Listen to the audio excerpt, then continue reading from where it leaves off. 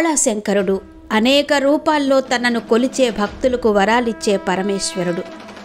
ఆ శంకరుడు జలలింగ రూపంలో ఆవిర్భవించిన క్షేత్రం జంబుకేశ్వరం. తమిళనాడులోని తిరుచి జిల్లాలో తిరువనైకావల్లోని ఆలయం పంచభూతాల్లో ఒకటైన జలానికి నిదర్శనంగా ఉంది. స్వామివారు అక్కడ స్వయంభువుగా వెలిశారు. పార్వతీమాత అఖిలాండేశ్వరిగా జన్మించిన మహాపుణ్యక్షేత్రమిది. ఒకవైపు కావేరీ నది, మరోవైపు కొలరు నదుల మధ్య ఏర్పడిన ద్వీపంలో జంబుకేశ్వరం ఉంది.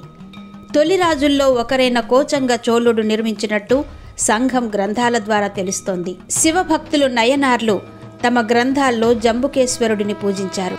మహాదేవుని ఆజ్ఞ మేరకు అమ్మవారు ఇక్కడ అఖిలాండేశ్వరిగా జన్మించారు. నిత్యం శివుడి ఆరాధనతో తరించేది. కావేరీ నదిలోని జలంతో లింగాన్ని తయారు చేసి పూజలు చేయడంతో పరమేశ్వరుడు ప్రత్యక్షమయ్యాడు.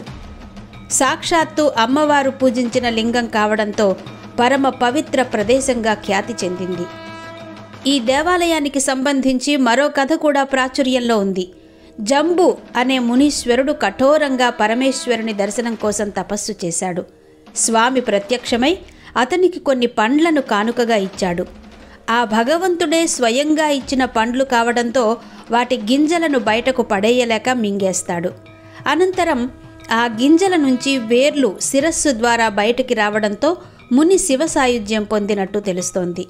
అందుకనే స్వామి జంబుకేశ్వరుడిగా పూజలందుకున్నాడు. దీంతో పాటుగా మరో కథనం కూడా ఉంది. సాలెపురుగు, ఏనుగు శివలింగాన్ని భక్తితో పూజించి సాన్నిధ్యం పొందినట్టు తెలుస్తోంది.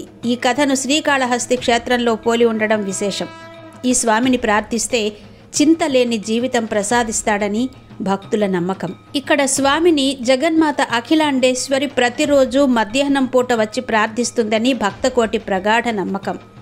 మొత్తం 5 ప్రాకారాలు కలిగిన ఈ ఆలయం అద్భుతమైన శిల్పకళతో చూపరులను ముగ్ధులను చేస్తుంది. 1000 స్తంభాల మండపంలో పలు స్తంభాలపై చెక్కిన శిల్పాలు అలనాటి శిల్పుల నైపుణ్యానికి తార్కాణంగా నిలుస్తాయి.